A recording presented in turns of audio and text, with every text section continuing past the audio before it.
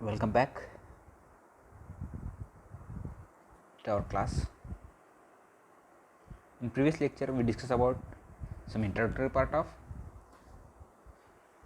kinetic theory of gases and concept of ideal gas and ideal gas equation, from which we are deriving a ideal gas equation. So, if we move forward, the perfect gas equation PV is equal to nRT. The perfect gas equation is PV is equal to nRT, where n is the number of molecules, R is called as universal gas constant, universal gas constant.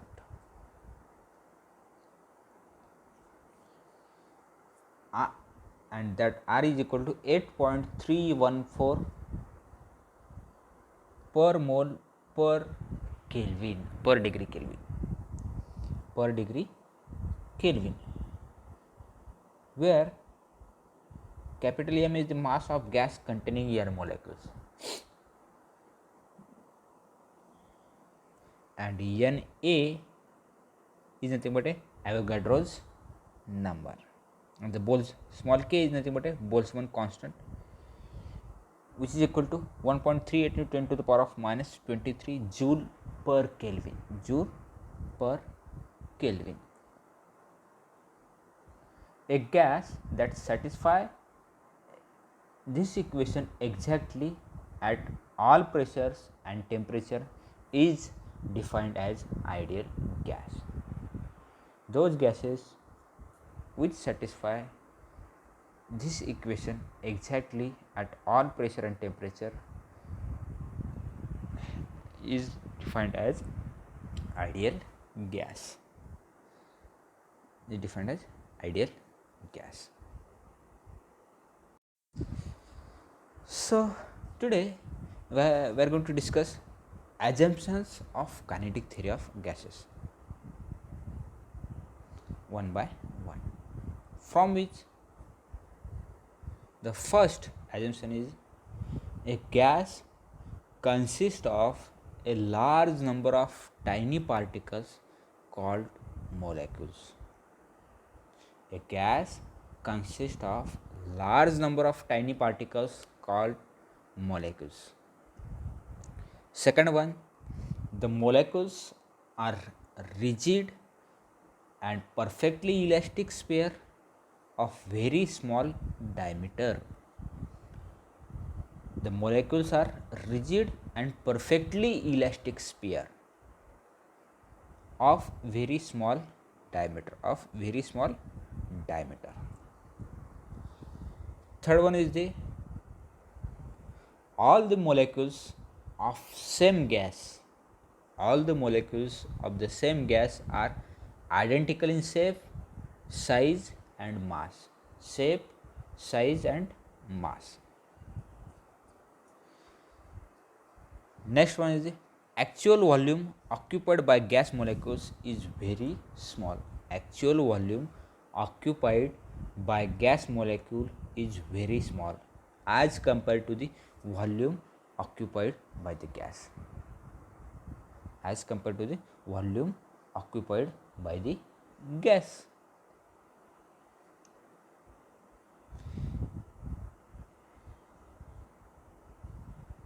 Next one,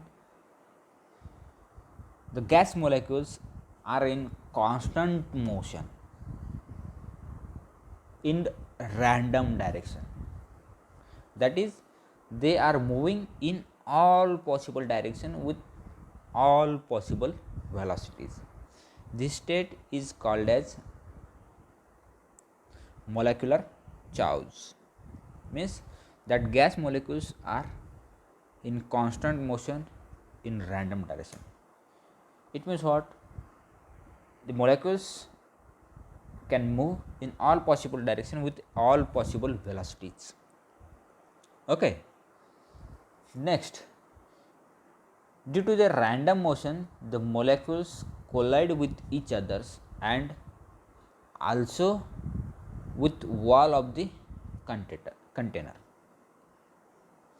Due to this random motion, that molecules can collide with each other as well as they can collide with the walls of that container, and that collisions are perfectly elastic. Perfectly elastic. That is there is no loss of kinetic energy during the collision. That's why that collisions are perfectly elastic collisions. Next one, between two successive collision, a molecule travels in a straight line with constant velocity, and it is called as free path. Between two successive collision, a molecule travels a straight line path with a constant velocity. That distance between two successive collision is called as free path. The time taken for the collision is very small as compared to the time required to cover free path between two successive collisions. The time taken for a collision is very small as compared to the time required to cover free path between two successive collisions. This is one of the most important assumptions. Next one, the average kinetic energy of the molecule is proportional to the temperature of the gas in Kelvin. The average kinetic energy of the molecule is proportional to the temperature of the gas in Kelvin. Any two gases at the same temperature will have the same average kinetic energy. Okay. Next one, a gas is composed of molecules that are separated from each other by distance far greater than their own dimensions. So the molecules can be considered to be points, that is, they possess mass but have negligible volume.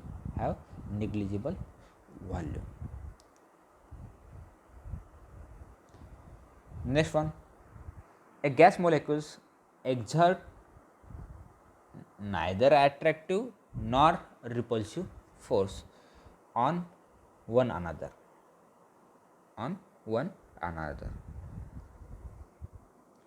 Each gas molecule behaves as if it were alone in a container.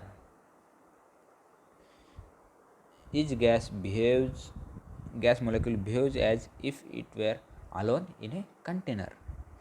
These are the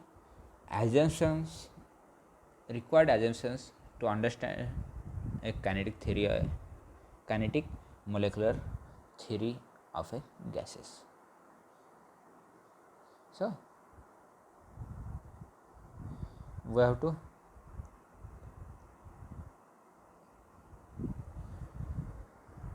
remind all these assumptions one by one. Okay. Now, if we move forward, the next point is mean free path. Now, what is my mean free path, and what is the importance of this point to understand a kinetic theory of gases? Okay, that we have to discuss.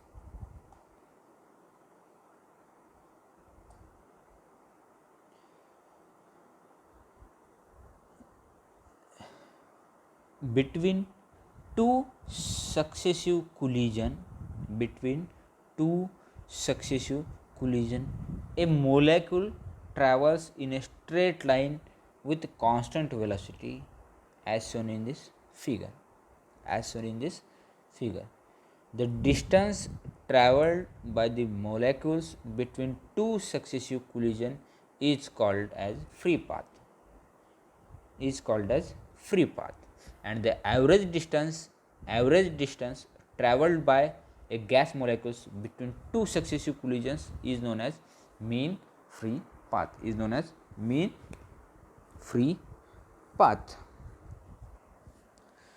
So let us consider lambda 1, lambda 2, lambda 3 up to lambda s with the free paths.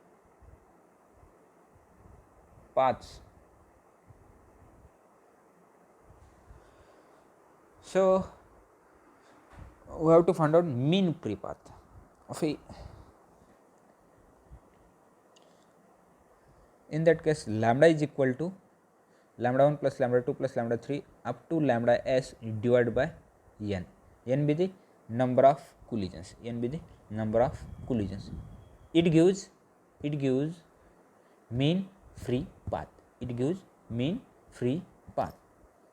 The distance traveled by the molecule between two successive collisions is called the free path. The average distance traveled by gas molecules between two successive collisions is known as the mean free path, where we are considering s number of gas molecules are present. That's why lambda 1, lambda 2 up to lambda s are the free path of all gas molecules. We want to find out mean free path, that is lambda is equal to lambda 1 plus lambda 2 up to lambda s divided by n is nothing but capital N, and where n is nothing but the number of collisions from which we are getting a mean free path.